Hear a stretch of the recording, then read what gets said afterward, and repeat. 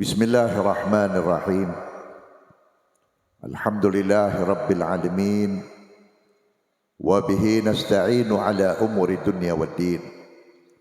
Wassalatu wassalamu ala sayyidil mursalin Sayyidina Muhammadin wa ala alihi wa sahbihi ajma'in.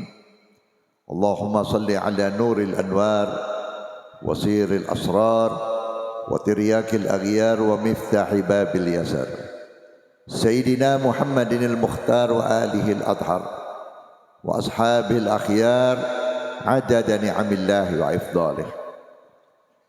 Al-mukarramun wal muhtaramun, para alim ulama, para kiai, para guru dan para sepuh, para habaib, terkhusus kepada sahibul bait akhinal mahbub Al-Ustadz Haji Muhammad Daud Yusuf beserta keluarga besar dan panitia.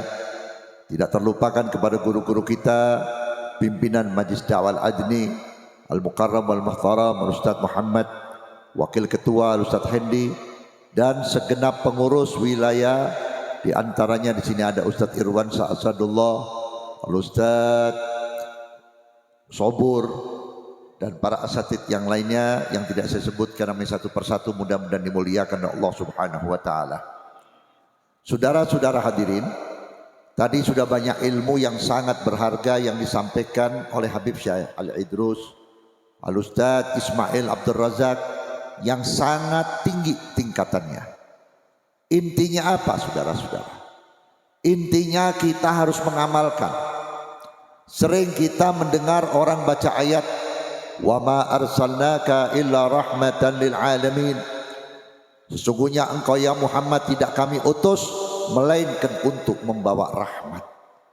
Rahmat ini berupa apa?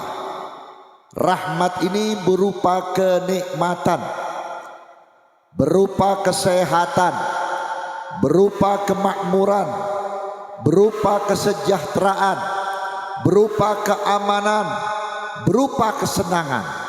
Ini tidak akan turun dan tidak akan bisa kita rasakan sebelum kita mengindahkan, mengikuti daripada apa yang dibawa oleh Nabi Muhammad sallallahu alaihi wasallam. Makanya jangan kaget kalau zaman sekarang ini perasaan makin hidup, makin lama makin susah, makin lama makin gak enak. Kenapa? Kita sudah kelamaan meninggalkan Nabi Muhammad. Kita sudah terlalu lama tidak menghormati Nabi Muhammad. Bahkan secara gamblang dan terus-terusan, manusia-manusia yang gak tahu diri jelas-jelas menolak akan ajaran dan syariatnya Nabi Muhammad. Untung Allah Ta'ala masih melihat umat Nabi Muhammad yang baik, umat Nabi Muhammad yang setia. Kalau Allah tidak melihat masih ada umat Nabi Muhammad yang setia, yang istiqomah, mungkin kita sudah dihancurkan sebelum kita diadab nanti di akhirat. Saudara-saudara hadirin, perhatikan Rasulullah, perhatikan Nabi Muhammad, karena perhatian Nabi Muhammad kepada kita sampai nanti di hari kiamat. 23 tahun Nabi diutus oleh Allah dengan cacian, dengan fitnahan, dengan makian, bahkan mau dibunuh. Tapi Nabi tidak pernah mundur. Kenapa?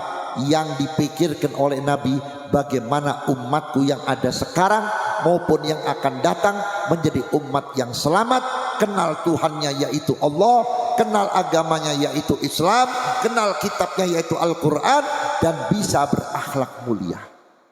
Begitu Rasulullah sakit, kanan Nabi Muhammad ada malaikat Jibril, sebelah kiri Nabi Muhammad ada Sayyidatuna Fatimah dan putranya Hasan wal Husain.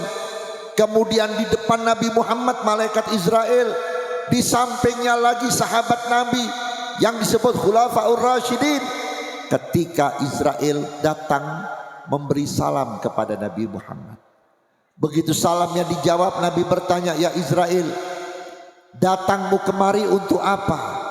Datangku kemari diperintah oleh Allah, diutus oleh Allah untuk mencabut ruhmu ya Muhammad.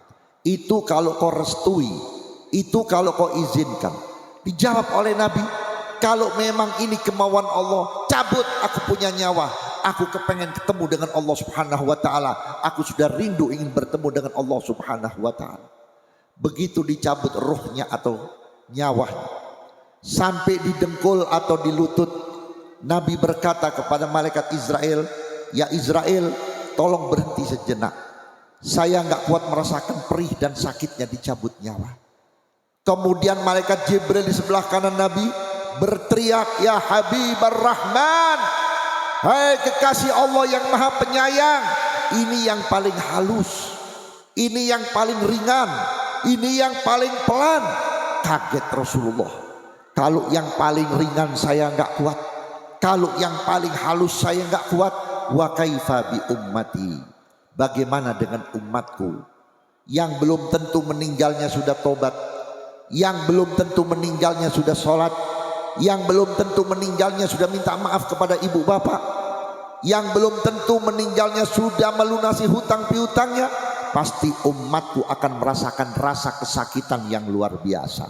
Di situ Nabi Muhammad tidak memikirkan sakitnya dicabut nyawa. Saat itu, detik itu, Nabi Muhammad bermohon kepada Allah, ya Allah, biar sakit saya tahan ya Allah, biar sakit 1000 kali daripada ini saya kuat ya Allah, asalkan satukan rasa sakitnya umatku dicabut nyawa, biar aku yang menanggung ya Allah.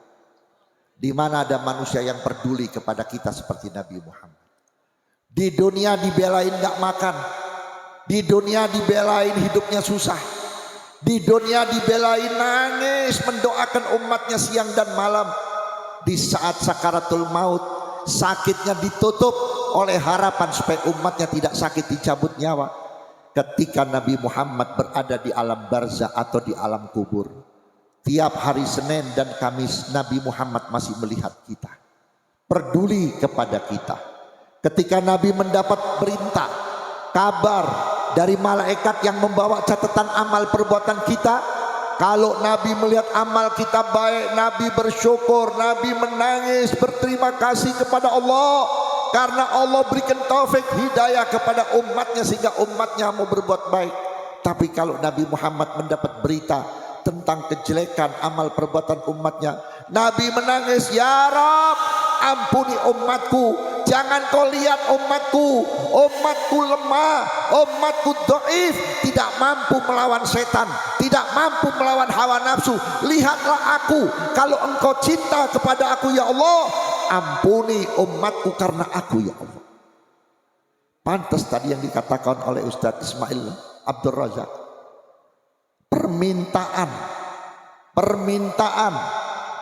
yang ada dalam diri Nabi Muhammad diberikan oleh Allah. Apa yang diminta? Bukan gunung emas, bukan harta, bukan jabatan.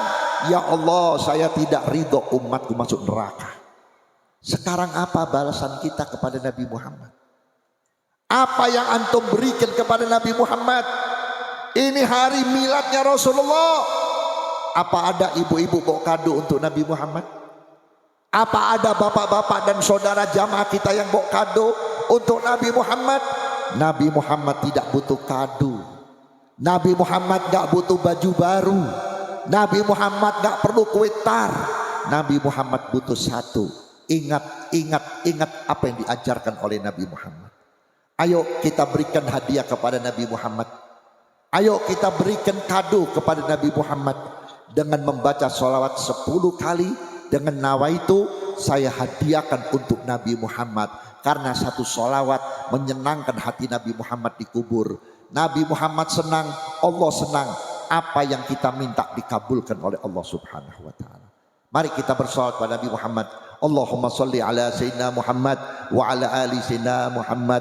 Allahumma salli ala Sayyidina Muhammad wa ala ali Sayyidina Muhammad.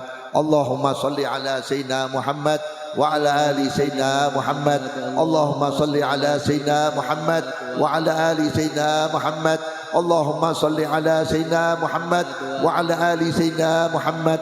Allahumma salli ala Sayyidina Muhammad wa ala ali Sayyidina Muhammad.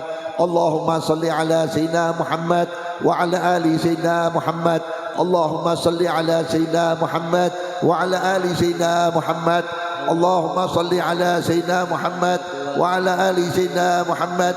Allahumma salli ala Sayyidina Muhammad wa ala ali Sayyidina Muhammad. Satu salawat yang kita baca barusan, ibu kita, bapak kita dikubur, kalau disiksa, dihentikan siksanya sampai hari kiamat.